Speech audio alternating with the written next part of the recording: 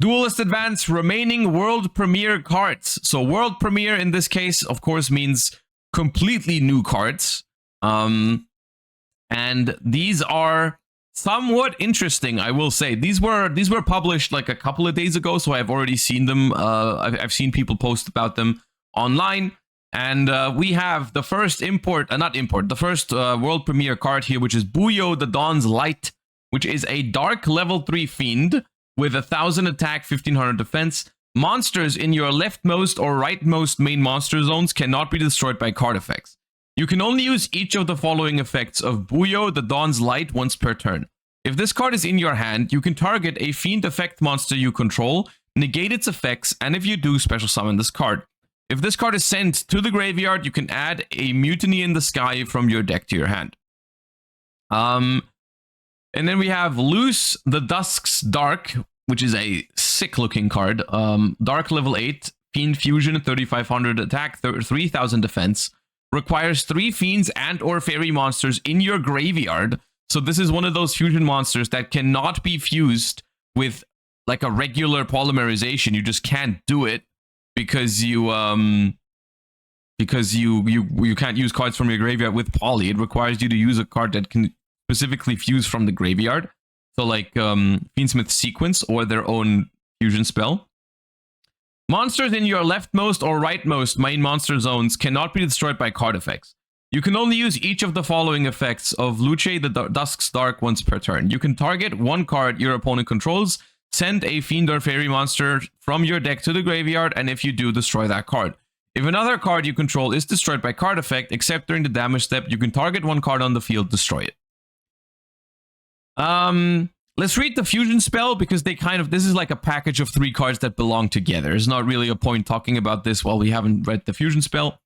Mutiny in the Sky, common. Spell card. Fusion, summon 1 fiend or fairy fusion monster from your extra deck by shuffling fiend and or fairy monsters from your graveyard into the deck as material. If this card's in your graveyard, you can send 1 fiend or fairy monster from your hand or face up field to the graveyard, add this card to your hand. You can only use each effect of Mutiny in the Sky once per turn. Okay, so like I said, I have seen these cards before, and let me just walk you through the process I've went through when I've read these cards, because initially my first thought about this was just like, okay, this seems to be like somewhat generic fiend support.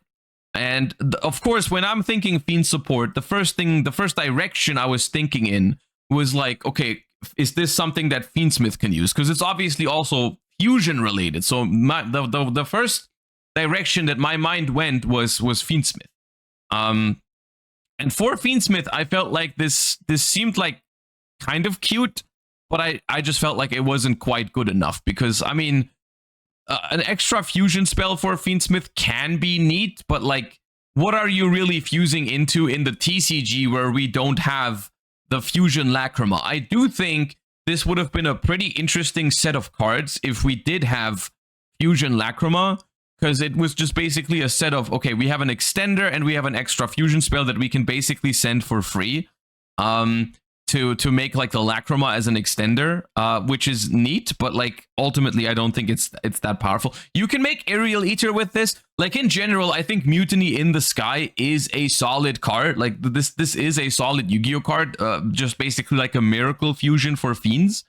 But instead of banishing, you're putting it back into the deck. Plus you can get it back to your hand every turn, basically. It's not a bad card. But it just didn't really feel like it was great Fiendsmith support per se, right? Because Fiendsmith doesn't really want to remove their cards from the graveyard, and they already do that with Sequence.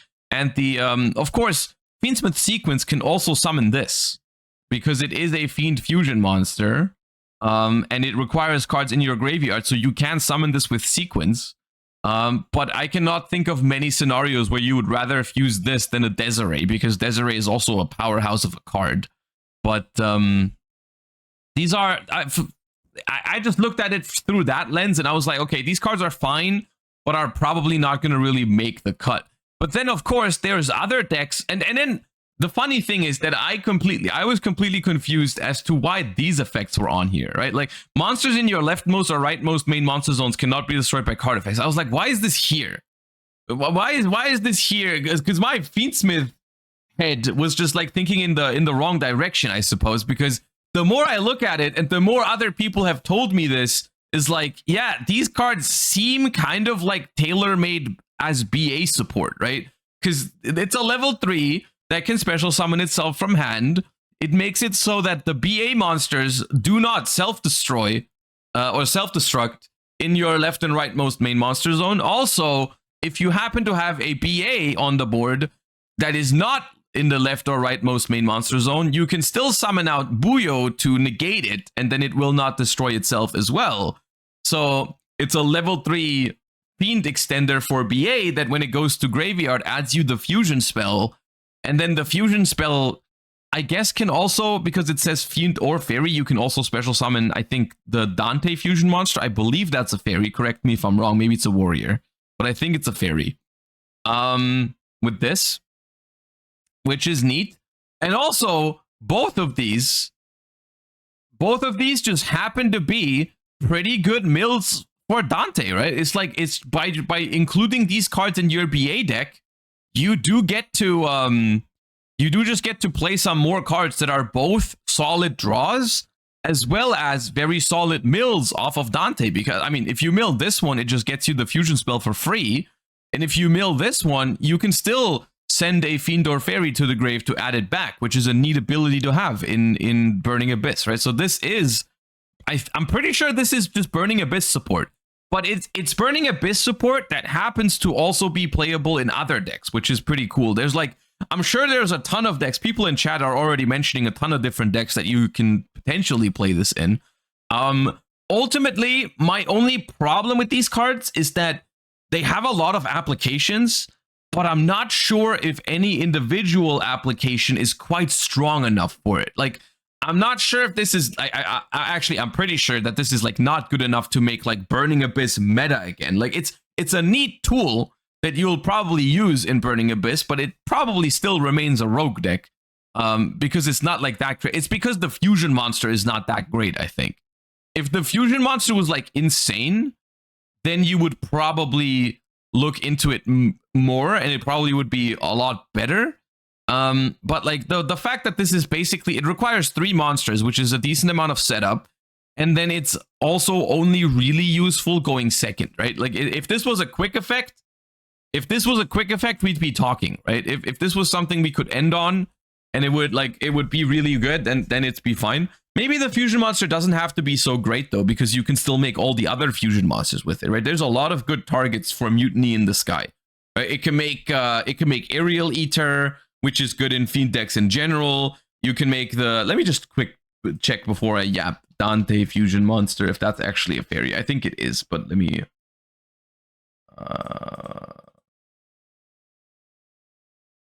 Dante. It is a fairy, yeah. It is a fairy, and it needs 3 Burning Abyss monsters with different names. So yes, you can make it, which is neat. It's a neat card to be able to make. So these cards are cool, I think. I like these kind of cards. I'm not quite sure if they're good enough to see play immediately or to make a deck immediately meta that they are in. But I like when they make cards like these, especially as world premiere cards, that get you thinking, right? And these are this is this kind of card, right? Like this is the kind of card that makes you think in a lot of different directions, because they have potential, they are potentially good enough to see play, and it's like pretty open as to where you could play those cards, because there's a lot of different decks that could benefit from this. I mean, people in chat have been mentioning like DDD, Despia, Unchained, for Aerial Eater access, Infernoid, whatever. Like there's a bunch of decks that you can throw these into next to the obvious ones, right? Like I would say like Fiendsmith is probably the obvious choice for Fiend stuff at the moment, and then BA seems what this is made for, but there's other stuff that you can do. Even Melodious, yeah, Melodious can make the Melodious fusion with Mutiny in the Sky by fusing from the graveyard. Which could be pretty neat, you know, because the Melodious fusions are pretty powerful as well, and having more access to them is good.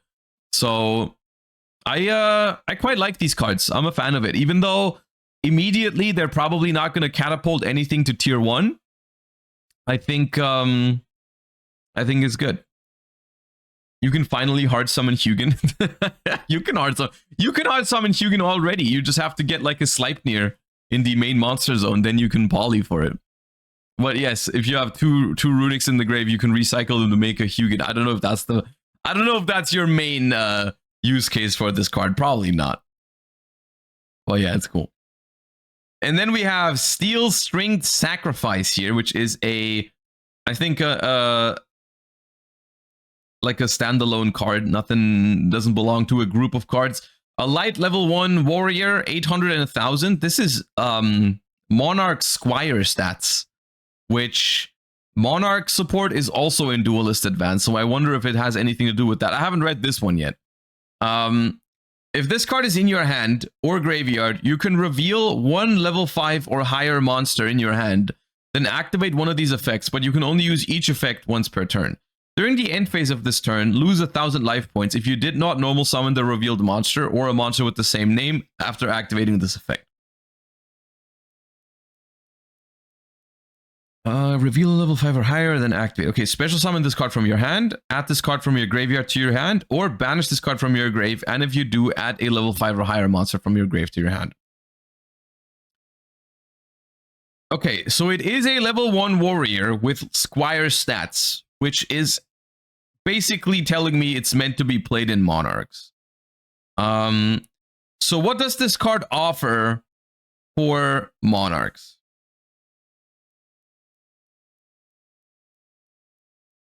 You can only use each effect once per turn. Wait, this means I can use this thing multiple times? So in theory, I can start by special summoning it from my hand, right? And then let's just stay in the realm that this is meant to be played in. Let's say we're playing this in Monarchs, right? So I'm special summoning this from my hand. Then I'm tributing it for a tribute summon. Then it's in the graveyard. Then I can use it again as long as I have another level 5 or higher monster in my hand. Of course, I need more. I need to reveal something that because I just tribute summoned. I need another level 5 or higher in the hand, but I can do it again to just add it back from the graveyard or to add a level 5 or higher from the graveyard back to the hand. Yeah. During the end phase? No. It's just the end phase is the life points that you lose. But the rest happens immediately. I hate it when the artwork doesn't fit to the archetype. I will say I like this artwork. I do think it's a cool looking card, but I see where you're coming from because it feels nothing like Monarchs. It's a cool artwork, but it's like completely out of line with the Monarch archetype, I suppose. But ultimately, whatever, man. I think that's also kind of funny. I think it's fine. When I just read it for the first time just now, I just assumed you'd be able to just use one of these effects per turn, and that would have been not very good. The ability to use basically multiple effects in the same turn, I think makes it somewhat interesting. I think it's not terrible. I think just like a free special summon from hand that later on just adds another card from your graveyard back to your hand, whether it's itself or just like a Monarch or something. Like, especially in Monarch, where some of the Monarchs are interruption on the opponent's turn, right? Specifically Ether. I don't even know if they still play Ether these days in Monarch with the new support. I haven't looked at it yet. But like, if you can like summon an Ether on your first turn, and then later on add it back to your hand from the graveyard so you have it available on the opponent's turn, that could be a pretty relevant add back on the first turn. So it's a neat card. The only thing is, like, will a card like this see play in modern Yu-Gi-Oh? Because even though it helps you play, it is not a starter in any sort of way, right? It's not something you can really get going with. So it's a little weird. It's gonna remain. We're gonna have to see if that's good enough to see play. Add back Lancia. Yeah, you can add back Lancia with this. It's crazy. If you go second against Malice, you Lancia them, and then you have this in your hand. They are scrambling.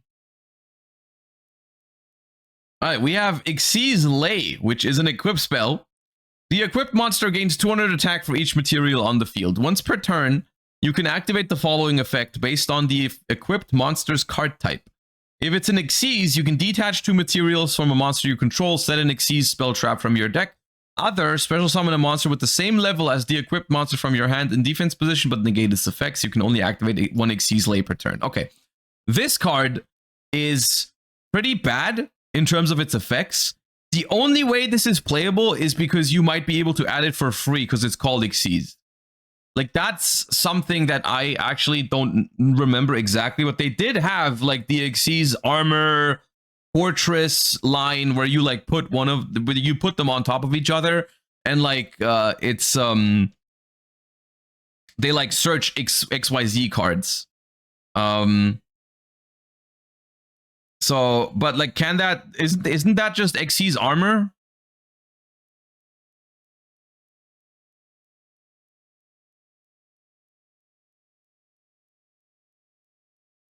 They only search Xyz Armors. Oh, okay. Ah, but you guys are saying one of the Gagagas can search it. Well, yeah. And I long story short, this card is not good enough to see play on its own, but I'm pretty sure it's meant to be added. It's like meant to be added for free in like the Utopia deck, which apparently it can. But yeah, okay. We'll see if that's relevant enough. Then we have Psychic Omnibuster, which is a wind level 7 Psychic Synchro, which obviously goes with the Psychic theme in Duelist Advanced. There's a couple of Psychic retrains and Psychic support cards. We have 2500 attack, 2000 defense, a tuner plus a non-tuner Psychic, so it's not quite generic. Each time your opponent activates a card or effect on the field, except during the damage step, you can pay 2000 life points and declare 1 card type, monster, spell, or trap, but you can only declare each card type once per turn to activate this effect of Psychic Omnibuster. Look at 1 random card in your opponent's hand, and if it's the declared card type, apply these effects in sequence, skip over any that don't apply. This card cannot be destroyed by the effects of the declared card type this turn. Banish that card you looked at face up until the end phase.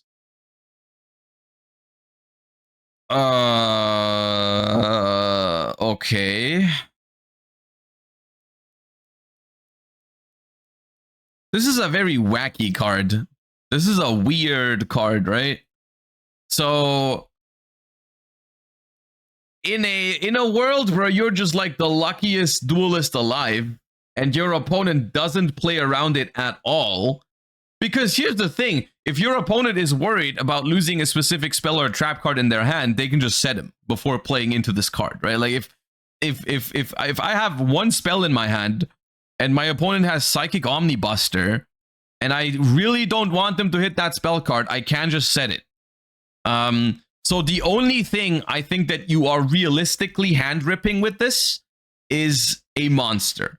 Now, the thing is, a monster, you will basically hit a monster every time against modern Yu-Gi-Oh decks, unless your opponent just like keeps all the spells in their hand, and it's kind of like a 50-50.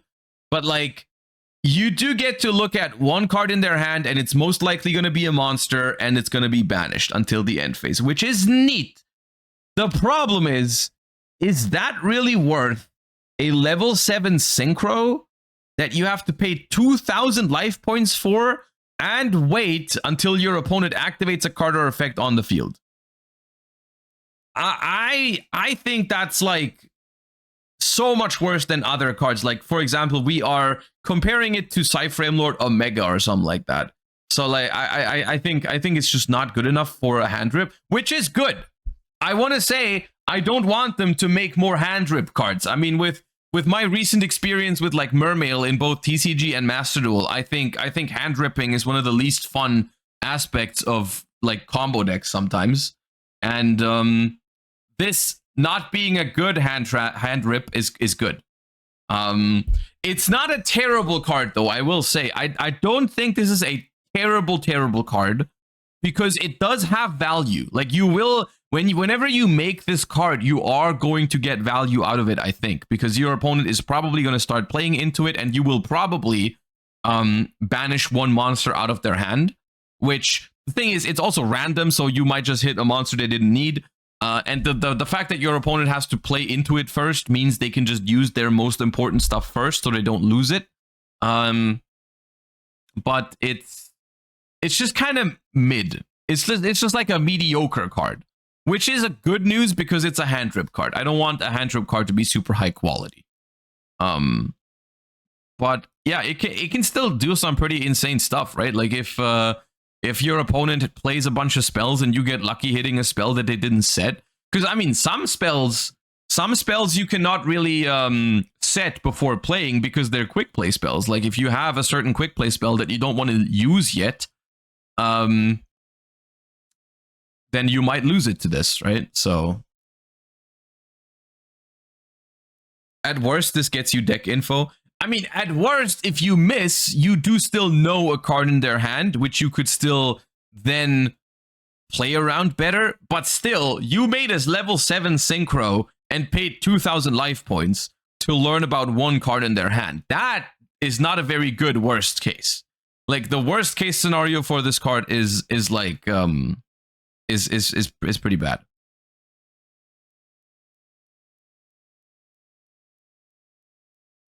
Can't you do it 3 times? You can do it 3 times, but then you're paying 6,000 life points.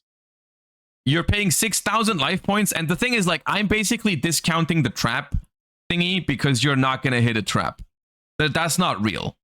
Like, if you've already called monster and spell, and your opponent still has a trap in their hand, and they don't set it, that's not a real game of Yu-Gi-Oh! That doesn't count. Like, you're not going to hit traps with this ever. The deck can let you do it for free. Yes, at the same time, that's not really the limiting factor to this card, I think. Like, yes, not paying 6,000 life points to do it 3 times is neat. But still, I'm not too worried. I mean, looking at the Millennium cards, for example, it's like paying large chunks of life points is still worth it if the effect is good enough. In this case, I'm just like worried that the effect is not quite good enough. But yeah, if the Psychic deck does this for free anyways, because I'm pretty sure the new Psychic support does lock you into Psychics. Like, there is a world where this is just your best option on a level 7 Psychic Synchro, like, to end on. It might be. There might be scenarios where this is just the best thing you have, and for those scenarios, it's gonna be fine. Because this is a card that when you make it on your end board, it's fine. Zeta exists. Yeah, Zeta exists, but Zeta is a different type of interaction. It is also not that powerful. Like, Zeta is also not that great. Zeta is, like, pretty easy to play around for most decks. Okay. So that is the remaining world premiere cards, I believe. This is now imports. This is cards that are coming over from the OCG. And this is the sad news, I feel like. At least to me personally, this is pretty mediocre stuff. This one, I think, becomes relevant with Yummy, maybe, but they don't even play it in the OCG. What about the ritual ones? Yeah, we're looking at the ritual ones in the next tab. I just have my tabs organized in this order. I don't know why. But yeah, we've read these cards before. We don't have to go over this. Moon Gardener and Moon Magician are pretty mediocre cards. And Galaxy Wardrake is also, like, it's not a terrible card, but it's not a great card either. And this one does not see play in Yummy at the moment, which is, I think, where it's meant to go in the OCG. So it's like, kind of eh. I'm not mad that we're getting these cards. I'm more so disappointed in the cards we are not getting in this set, because of course Duelist Advance is the set that brings us the new Sky Striker support, like Sky Striker A0 and other stuff. And the fact that we are not getting, as an import, Sky Striker Ace Camellia, for example, which has been out in the OCG for like 2 years or something at this point, is crazy. I thought for sure this was the time and the place to put those cards, because Sky Striker support is literally in this set. Why is there no Camellia? I don't know. The only reason I can think of is that we're getting Camellia and at some point soon to, like, promote another kind of set. Like maybe they throw it in like the mega tins or something because they want those to have some more chase cards. But like there's no way we're not getting Camellia this year. Like that's crazy. This is almost as weird as it was with Olcanix. When we didn't get Olcanix like forever since Fire Kings come out. Like such a weird timing. Oh yeah, okay. We do actually have some more. I actually went in the wrong order. We do have more TCG exclusives. There is generic ritual support in here, which is an interesting time for ritual support. I mean, of course, we all know Mitsurugi is one of the best decks in the TCG at the moment, and there's also some other ritual archetypes that are getting support at the moment. Like I think in Duelist Advanced there is Hungry Burgers, like Nouvelle support. And I think for then we also have Necros, of course, in the Battles of Legends set. So there's a couple of decks at the moment that would really appreciate ritual support. And whenever I see this little Raven guy, I am interested because historically, a lot of the really good ritual support cards are connected to this little Raven thingy because Preparation of Rites and Pre-Preparation of Rites are both those types of cards that are really good and have the Raven on them. So let's see. We can actually just read it straight off the card. Once per turn, during your main phase, you can ritual summon this card by tributing monsters from your hand or field whose total levels equal or exceed 1. Fiend Ritual Pendulum, you can only ritual summon this card with Miracle Raven, so it ritual summons itself. Must be ritual summoned. This ritual summon card is unaffected by your opponent's activated effect. If you ritual summon exactly one ritual monster with a card effect that requires use of monsters, this card you control can be used as the entire tribute. If this card is tributed for a ritual summon, you can add a ritual monster from your deck to your hand. You can only use this effect once per turn. First things first, can I just say something about pendulums? Because I feel like we've talked about this in one of the recent I believe it was the new Solfa Core support. This is the type of stuff that I mean when I say I love like original uses of the pendulum mechanic. Whenever they make use of pendulum in this way, I'm a huge fan of it. I like this because this is a very unique way of using a card that's a pendulum, because pendulum cards have a very unique trait, which is that they can both be spells and monsters at the same time. So using that fact in an interesting way is, I think, the best way to make interesting pendulum cards that don't just go into like the generic pendulum slop, whatever. This thing just ritual summons itself with its own scale effect and summons itself from the scale, which is pretty cool. I think that's a cool thing. So, of course, what is this card meant to do? I mean, it can be used in other ways, but the way it's meant to be used is it's like meant to give you your full tribute for a ritual summon. By ritual summoning itself first, you tribute like a low-level monster from your hand to special summon it, and then you ritual summon a high-level monster by tributing it. Which is cool, I think. And then when you tribute it, you even get a ritual monster from your deck, which is pretty neat. I do think this card is good generic ritual support. I cannot think of there's more. There's also a spell card, so I'm reading that in a second. Right now, I can't think of a deck that would immediately use this because I don't know how good it is in Mitsurugi, but I will say it is even in some forms, it's even a consistency card in Mitsurugi. Because it lets you tribute your big Mitsurugis from the hand, right? So you can turn those into searchers. Like this plus Murakumo is combo. This plus Futsu is combo, right? Because you can tribute them from your hand to summon this, and then you get a search. So that's, even in that deck, it's kind of neat. Good use of Charmies. That as well, right? Yeah, let's say you draw this plus a Charmy plus some other stuff. You can just summon this out by tributing the Charmy, and then you have a good ritual fodder. Yeah. It could also be used in ritual decks to like play multiple engines. Like someone in chat just mentioned you can like use this to search Habakiri in other decks, which is true. Like if you start with this and then you tribute it to ritual summon, whatever, you can then search Habakiri, which Habakiri is not searchable by preparation of rites, but this is, right? So you can go multiple steps to basically access Habakiri with preparation of rites, because you can preparation of rites for Miracle Raven, then tribute your Miracle Raven to search Habakiri. So there's some interesting applications here. And then we have Readying of Rites, a new spell card, and this is the interesting one, I think, because the rites spell cards so far, I mean, historically, I think there's only 2, and they're both pretty powerful. Readying of Rites, add 1 Fiend Ritual monster from your deck to your hand. Then, if you added a Pendulum monster, you can special summon a Sacrificial Offering token, Fiend Dark level 1, 300/300. While you control that token, you cannot special summon from the extra deck. When your ritual monster inflicts battle damage to your opponent, you can banish this card from your graveyard, draw 1 card. You can only use each effect of Readying of Rites once per turn. Okay. Quite simply, if this card is good, then this card is also good, because it searches this, plus gives you a token, plus potentially draws you a card later. I don't know if there's other Fiend... What's a Fiend ritual? Libromancer Doombroker, I think, is a Fiend. Or is that a warrior? I think Libromancer Doombroker. Malakoda. Okay. Malakoda. I think that's a Fiend, yeah. Nouvelle.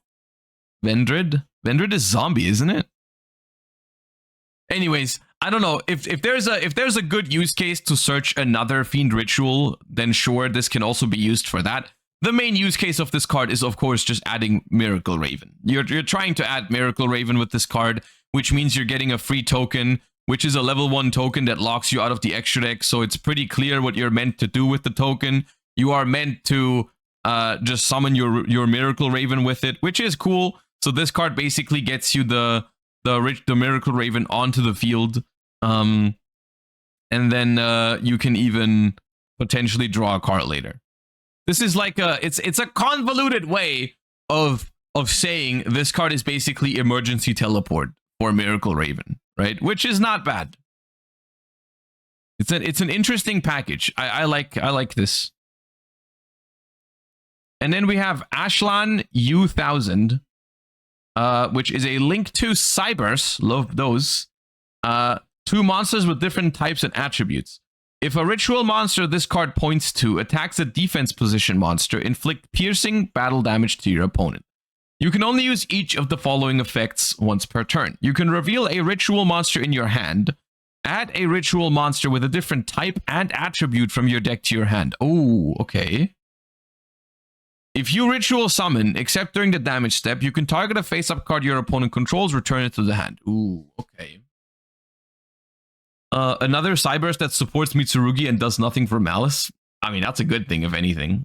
Okay. Reveal a ritual monster in your hand. Add a ritual monster with a different type and attribute from your deck to your hand. Now, that's, that is... I feel like I'm thinking about it in, like, too narrow of a way, because I'm thinking of it, like, within archetypes, right? Like, for example, Mitsurugi, all the Mitsurugi ritual monsters have the same type and attribute. So you can't like reveal one Mitsurugi to search another Mitsurugi, but you don't have to do this, right? You can mix archetypes up. There is some very generic ritual support cards that you can, for example, if you play Miracle Raven in a ritual deck, and your ritual deck is not Dark Fiend, like let's say Necros. Arbitrary example, because I like Necros. In Necros, none of them are dark, and I think none of them are Fiend. So you can just reveal Miracle Raven to search any Necros, or you can reveal any Necros to get the Miracle Raven for free. And there's also applications in other decks. Also, once again, this leans into the